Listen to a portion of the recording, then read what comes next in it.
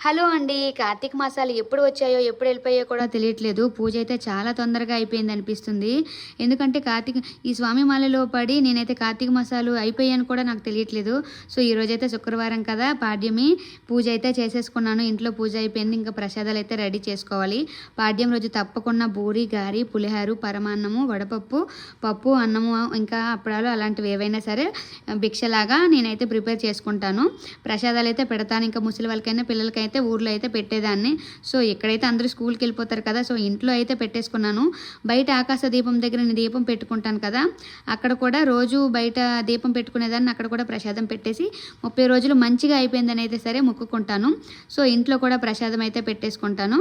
ఇంకా బయట బాల్కనీలో కూడా తులసమ్మ దగ్గర ప్రసాదాలు పెట్టేసుకొని ఏం వండుతానో అవే పెట్టేసుకొని మధ్యాహ్నం అలా తింటాను. ఎవరైనా వచ్చి తింటానంటే పెడతాను. పిల్లలైనా ఎవరైనా, మనకి ఇక్కడ ఎక్కువ దొరకరు కదా, ఉన్న వాళ్ళతో ఎవరికైతే వాళ్ళకి ప్రసాదాలు ఇచ్చేస్తాను.